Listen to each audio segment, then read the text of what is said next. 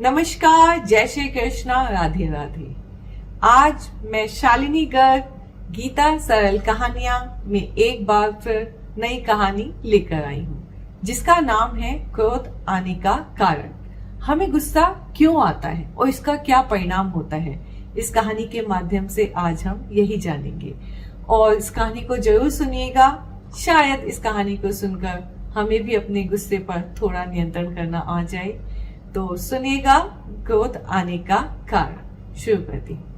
शाम का समय है। राहुल अपने कमरे में टहल रहा है, थोड़ा गुस्से में है। पापा से कितनी बार कहा था कि मॉल ले चलो, पर हर बार कोई ना कोई बहाना। सब दोस्त जा चुके हैं, बस मैं ही नहीं गया। अपने आप में बड़बड़ा रहा है।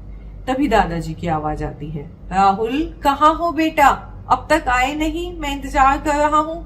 आया दादाजी, बस बैग पैक कर रहा हूँ, 2 मिनट। राहुल जल्दी जल्दी बैग पैक करता है और दादाजी के कमरे में आ जाता है। दादाजी, राहुल बेटा बताओ तो, स्थिर प्रज्ञ बनने की कोशिश हो रही है या नहीं? कहा दादाजी, मुझे तो उल्टा पापा पर गुस्सा आ रहा है। 3 दिन से मॉल चलने को कह रहा हूँ और हर बार ऑफिस का काम, कभी ये काम कभी वो काम, सारे काम करने हैं। बस मॉल जाने का समय नहीं है पापा के पास। देखिए ना, सब दोस्त घूम कर आ चुके हैं, बस मैं ही नहीं गया।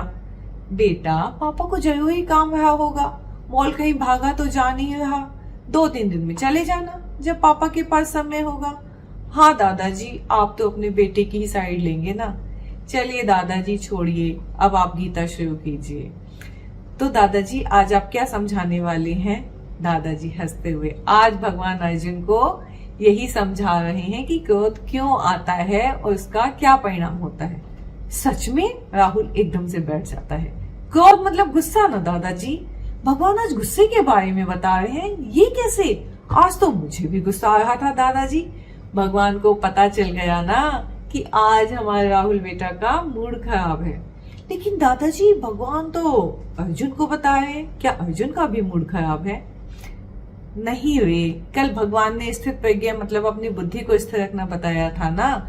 तो भगवान कहते हैं अगर हम अपनी बुद्धि को स्थिर नहीं रखते तब क्या होता है? तब क्या होता है दादाजी? भगवान कहते हैं जब हम अपनी बुद्धि को स्थिर नहीं रखते तो हमारी इंद्रियां मतलब सेंस ऑर्गन इधर उधर भटकते हैं और हमारे मन को विचलित कर देते रहते हैं। मन से कहते रहते हैं हमें ये चाहिए, हमें वो चाहिए।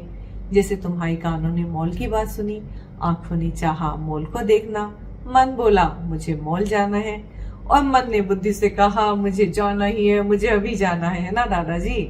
हाँ यही। पर अगर बुद्धि स्थिर है तो वो सोचती है कि आज जा सकते हैं या नहीं, ये सब सोचकर देखकर कि कितना जरूरी है, कोई और काम शेष तो नहीं है, सही समय है कि नहीं, तब निर्णय लेती है कि ठीक है चलते हैं। तो क्या दादाजी पापा ने स्थिर बुद्धि से सोचकर निर्णय लिया है? हाँ बेटा, नहीं तो उन्हें राहुल को मॉल ले जाने में कोई परेशानी थोड़ी ही है। थोड़ा सा धैर्य रखो, 2-3 दिन में ले जाएंगे पापा मॉल। तो दादाजी मैं बस अपने मन की बात सुन रहा था। हाँ बेटा, तुमने जब से मॉल के बारे में सुना बस मन में एक ही रट लग गई, मॉल जाना है, मॉल जाना है। उसके अलावा दिमाग में कुछ चल ही नहीं रहा, मन में कुछ चल ही नहीं रहा। बुद्धि मन और इंद्रियों की बातों में आकर मोहित हो गई। अब जब बुद्धि ने सोचा और वो नहीं हो पा रहा तो बुद्धि क्या करती है? क्रोधित हो जाती है। इसलिए तो भगवान श्री कृष्ण गीता के अध्याय 2 श्लोक 62 में कहते हैं, ध्यायतो विषयान् पुंसः संगस्तेषुपजायते संगात् संजायते कामः कामात् क्रोधोऽभिजायते। भगवान कहते हैं कि हे अर्जुन, जब कोई मनुष्य इंद्रियों से विषय का चिंतन करता है, जैसे कुछ अच्छा देखना, सुनना, छूना, सोचना, तो उसमें उस चीज की आसक्ति उत्पन्न हो जाती है और उससे फिर काम यानी उसे पाने की इच्छा होती है, और जब इच्छा पूरी नहीं होती तो आता है क्रोध। राहुल, दादाजी आसक्ति क्या होती है? चलो राहुल, हम एक एक शब्द समझते हैं। जब कोई चीज हमें बहुत पसंद आने लगती है, उसी के बारे में सोचते हैं, उसे ही कहते हैं, तो वो हुई आसक्ति। और तुम कह सकते हो लाइक करने लगते हैं। जब उसे पाने की बहुत इच्छा होने लगती है, वो है काम, उसको इच्छा कहते हैं, तुम उसको वांट कह सकते हो। और जब वो इच्छा पूरी नहीं होती तब आता है क्रोध। तुम उसे एंगर कह सकते हो। तो दादाजी पहले लाइक, फिर वांट और फिर नहीं मिला तो क्रोध मतलब एंगर। तो दादाजी मैंने एक फॉर्मूला बनाया, आसक्ति प्लस काम, नहीं मिला तो क्रोध। और मेरी लैंग्वेज में कहूं तो like plus want is not get, then anger मतलब क्रोध। सही है ना दादाजी? शाबाश, तुमने तो एकदम सही फॉर्मूला बना डाला बेटा। ज्ञानी होते जा रहे हो राहुल। अब तो गीता के श्लोक के फॉर्मूले भी बनाने लगा हमारा बेटा। वाह बेटा, शाबाश। आसक्ति प्लस काम, नहीं मिला तो क्रोध। बहुत सही, यही होता है गीता का सरल अनुवाद। दादाजी ये सब आप ही का असर है। पर दादाजी अगर like plus want is equal to get हो जाए, मतलब जो हमने चाहा मिल जाए, तब क्या? तब क्यों आएगा गुस्सा? तब क्यों आएगा ये क्रोध? सही सोचा राहुल। पर सुनो, अगर हमारी एक इच्छा पूरी हो जाए तो ये जो मन है ना, नई चीज को फिर से लाइक करने लगता है। यानी मनोइंद्रियां रुकती नहीं है। जैसे जैसे इच्छाएं पूरी होती हैं वैसे वैसे उन्हें नई नई चीजें मांगने की आदत पड़ जाती है। जितना ज्यादा like plus want is equal to get, जितना बड़ा इनका सफर होता है, बिना रुके चलता रहता है, तब तक तो अच्छा लगता है हमें। लेकिन जब रुकता है ना, तब तक एंगर का साइज बहुत बड़ा हो जाता है और गुस्सा बहुत अधिक आने लगता है। तब आता है बड़े वाला गुस्सा, क्योंकि तब मन को सहन करना नहीं आता, उसको सहन करने की आदत ही नहीं होती। तो दादाजी बीच बीच में कभी कभी नॉट गेट भी आते रहना चाहिए, ताकि गुस्सा छोटा रहे, उसका साइज बढ़े ना। हाँ बेटा, अगर बीच बीच में कुछ चीजें ना मिले तो मन को समझ आता है कि हमारी सब इच्छा पूरी नहीं होती, और छोटे छोटे एंगर को हम आसानी से कंट्रोल कर सकते हैं। हमें पता भी रहता है कि हमारा हर वांट पूरा होने वाला नहीं है, इसलिए हम आसक्ति को इच्छा बनाने में ये सोचते हैं कि पता नहीं पूरा होगा या नहीं। हम तैयार रहते हैं दोनों के लिए। नहीं मिलेगा तो कोई बात नहीं, मिल गया तो बहुत अच्छी बात है। यानी हमें आसक्ति पर नियंत्रण की प्रैक्टिस करते रहना चाहिए। एकदम सही, तब हम अपनी बुद्धि को स्थिर रख सकते हैं। दादाजी अगर क्रोध आए तो क्रोध आने पर क्या होता है, तब भगवान अगले श्लोक में बताते हैं। ये श्लोक है 2.63। क्रोध से मोह होता है, मोह से स्मृति भ्रमित हो जाती है, फिर बुद्धि नष्ट होती है, और बुद्धि नष्ट होने पर इंसान का पतन हो जाता है।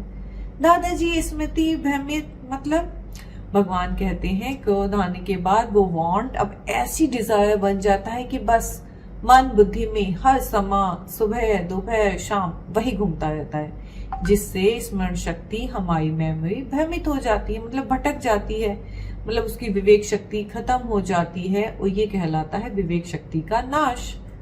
दादाजी अभी विवेक शक्ति क्या होती है?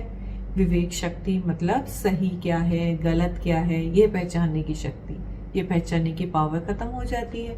वो रियलिटी नहीं देखते, वास्तविकता से दूर चले जाते हैं। हमारी क्या स्थिति है, हमारी क्या सिचुएशन है, हमारे पास वो पाने की लेने की क्षमता कैपेसिटी है या नहीं है, सब भूल जाते हैं। उस वस्तु को कैसे भी गलत तरीके से लेने की भी सोचने लगते हैं। जो मन करता है या जो हमें मना करता है या समझाता है, उससे गलत बात बोलते हैं, झगड़ा करते हैं और किसी की बात नहीं सुनते।